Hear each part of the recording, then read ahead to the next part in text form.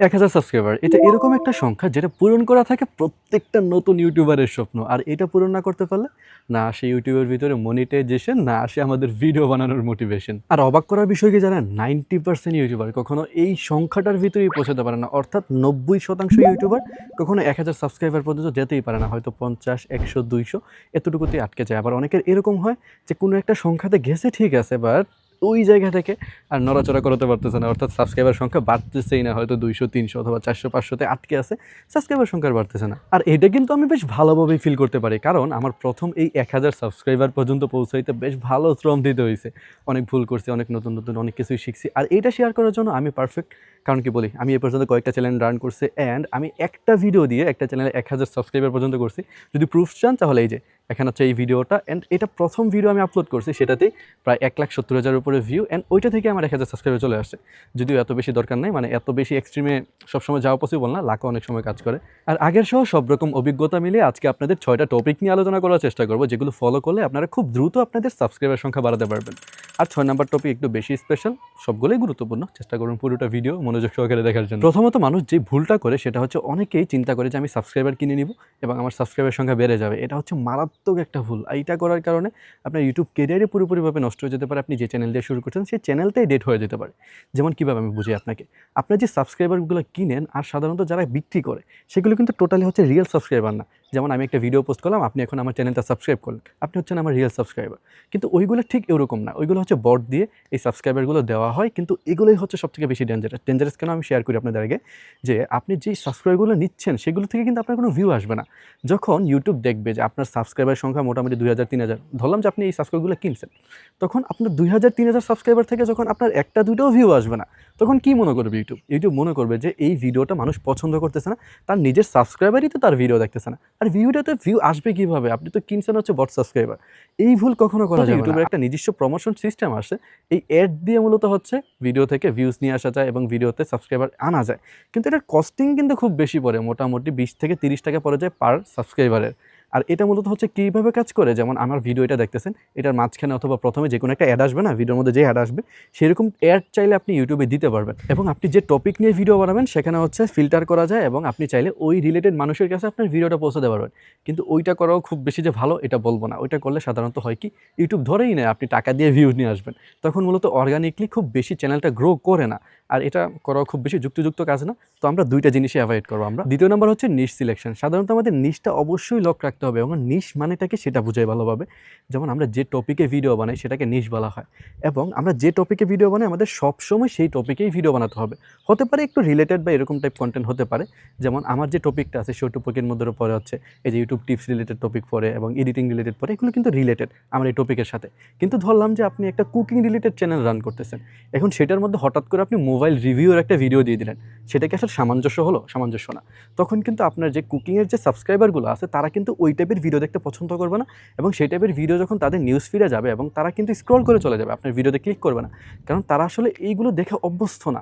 আর YouTube তো মূলত প্রথমত আপনার যে সাবস্ক্রাইবারগুলো আছে তাদের সামনে ভিডিওটা পাঠাবে, অর্থাৎ তাদের নিউজ ফিডের ভিতরে ভিডিওটা পাঠাবে, মোবাইল স্ক্রল করতেছে তাদের সামনে ভিডিওটা গেছে।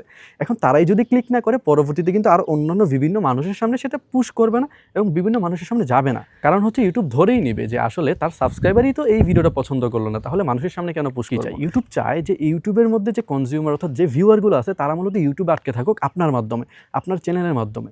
এখন আপনার চ্যানেলের ভিতরে বিভিন্ন টপিক নিয়ে আলোচনা করা যাবে না, বিভিন্ন টপিক নিয়ে ভিডিও দেওয়া যাবে না, এক এক সময় এক একটা দিলাম সেটা করা যাবে না। হয়তো এরকম হতে পারে আস্তে ধীরে চাইলে আপনি ভিডিও টপিক চেঞ্জ করতে পারেন।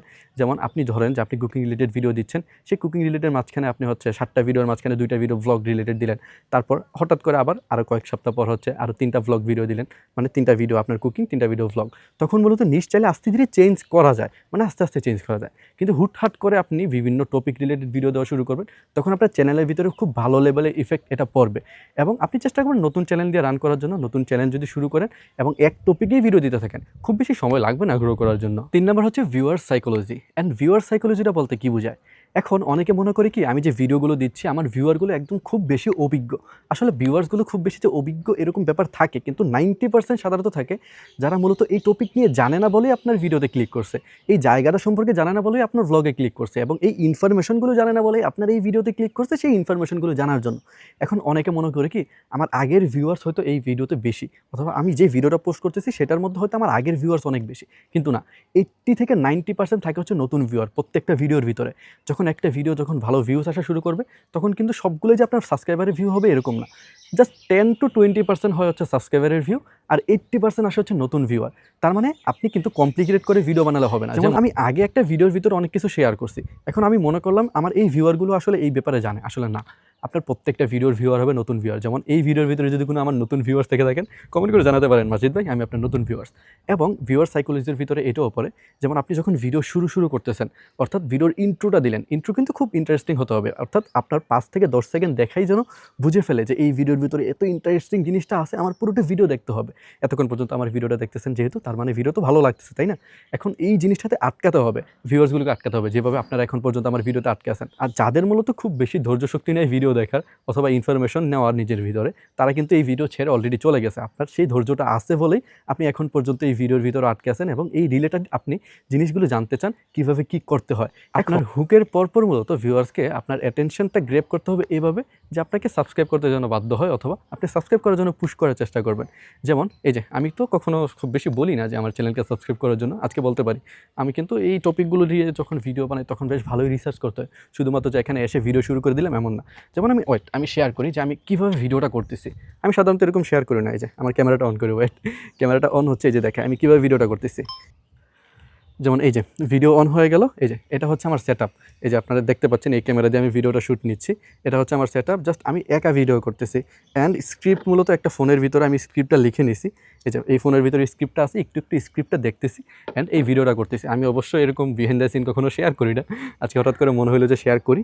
এই হচ্ছে ব্যাপার, এই ছাদের মধ্যে একা জাস্ট স্ট্যান্ডের ভিতরে মোবাইলটা দাঁড় করিয়ে আমি নিজে শ্যুটটা নিচ্ছি ভিডিওটা। আচ্ছা, টপিকে ফিরে আসি। যেহেতু এত কষ্ট করে ইনফরমেশনগুলো কালেক্ট করে ভিডিও বানাই, আপনারা চাইলে কিন্তু আমার চ্যানেলটা সাবস্ক্রাইব করতে পারেন। যদিও আমি খুব বেশি এই কথাটা বলি না আমার চ্যানেল সাবস্ক্রাইব করার জন্য, যাদের ভালো লাগে তারা অটোমেটিকলি সাবস্ক্রাইব করে নেয়। কিন্তু মজার ব্যাপার হচ্ছে কি, আপনার শুধুমাত্র 11% মানুষ আমার চ্যানেলটা সাবস্ক্রাইব করছেন যারা আমার ভিডিও দেখেন। এই যে দেখেন 88% মানুষ এখন পর্যন্ত আমার চ্যানেলটাই সাবস্ক্রাইব করেন নাই। খুব বেশি কষ্টকর ব্যাপার এটা, সাবস্ক্রাইব করতে পারেন চাইলেই। 5 নাম্বার হচ্ছে ভিউয়ার্সদের সাথে কানেকশন বিল্ড আপ করা। কীভাবে করা যায়? অবশ্যই কমেন্ট বক্সের মাধ্যমে। আমি আমার কমেন্ট বক্স কিন্তু খুব বেশি খেয়াল করে থাকি। যেমন আমার পূর্ববর্তী যে ভিডিওটা আছে কপিরাইট ফ্রি মিউজিক, সেই আইডিয়াটাও আমি কমেন্ট বক্স থেকেই পাইছি। আর আপনি যখন একটা ভিউয়ার্সের কমেন্টে রিপ্লাই দিবেন তখন সে আপনার সাথে একটা কানেকশন ফিল করবে। তখন সে বুঝবে কি, হ্যাঁ এই ভাইটা তো আমার কমেন্টে রিপ্লাই দিল, পরবর্তী ভিডিও আপনার যখন আসবে সে চেষ্টা করবে আপনার ভিডিও দেখার জন্য। আর আপনি যখন একটা ভিডিও পোস্ট করবেন 1 থেকে 2 ঘন্টার মধ্যে, যখন বেশি যদি এনগেজমেন্ট আসে, অর্থাৎ 1 থেকে 2 ঘন্টার ভিতরে যে কমেন্টগুলো আসতেছে আমাদের ভিডিওর ভিতরে, সেই কমেন্টের রিপ্লাইগুলো যদি আমরা সাথে সাথে দিতে পারি, অথবা সেই কমেন্টের রিপ্লাইগুলো 1 থেকে 2 ঘন্টার ভিতরে আমরা দিই, তখন এনগেজমেন্টটা বেশি আসে। এবং সাথে সাথে যদি ভিডিওর ভিতরে এনগেজমেন্ট বেশি আসে, তখন মূলত ইউটিউব পুশ করে আরও বেশি ভিউ আসার জন্য, আর আমাদের ভিডিওতে ভিউজ আসার চান্সও বেশি থাকে। এবং এই কমেন্ট বক্স থেকে আমাদের রিলেশনটা বিল্ড আপ করতে হবে আমাদের ভিউয়ার্স থেকে। এখন আমি কিন্তু এটা খুব বেশি করে থাকি, যারা আমার ভিডিওতে কমেন্ট করে, যেমন আপনিই কমেন্ট করেন না কেন, আপনার এই কমেন্টের রিপ্লাই পেয়ে যাবেন অবশ্যই। যেমন 6 নাম্বার হচ্ছে ইউনিক আইডিয়া। আপনার ভিডিও টপিকটা মূলত কি সেটা খুব বেশি ডিপেন্ড করে আপনার ভিডিওতে ভিউজ আসবে কিনা, আপনার সাবস্ক্রাইবার সংখ্যা বাড়বে কিনা, আপনার ভিউজ সংখ্যা বাড়বে কিনা। কারণ কি, আমি বুঝাই, আপনার থাম্বনেল ঠিক আছে, আপনার এডিটিংও ঠিক আছে, কিন্তু আপনি টপিক এরকম একটা টপিক সিলেক্ট করছেন যেটা আসলে সাধারণ মানুষ খুব বেশি ইন্টারেস্ট না সেটা দেখার জন্য, এবং সেটাকে আপনি খুব ইন্টারেস্টিং ওয়েতে আপনি প্রেজেন্ট করতে পারেননি। একদম স্পেশাল ব্যাপার হচ্ছে ভিডিও আইডিয়া, থাম্বনেল এবং টাইটেল। এই 3টা বিষয় যদি আমরা একদম টোটালি ফলো করতে পারি এবং ভালোভাবে একসাথে ইমপ্লিমেন্ট করতে পারি, আমাদের 1000 সাবস্ক্রাইবার হতে খুব বেশি সময় আসলে লাগবে না। অলরেডি বৃষ্টি চলে আসছে ভিডিও বানাইতে বৃষ্টির ফটো অলরেডি পড়তেছে। হ্যাঁ, এখন আপনার কন্টেন্ট ক্রিয়েশন স্কিলকে আরও বেশি ইমপ্রুভ করার জন্য ভিডিও এডিটিং তো অবশ্যই জানা থাকা লাগবে। আমি এই ভিডিওর ভিতরে video editing basic to advance আপনাদের কাছে শেয়ার করছি, আপনার সাথে দেখা হচ্ছে ওই ভিডিওটা দেখে আসুন যদি আপনার এডিটিং রিলেটেড কোনো প্রবলেম থাকে অথবা এডিটিং শিখতে চান।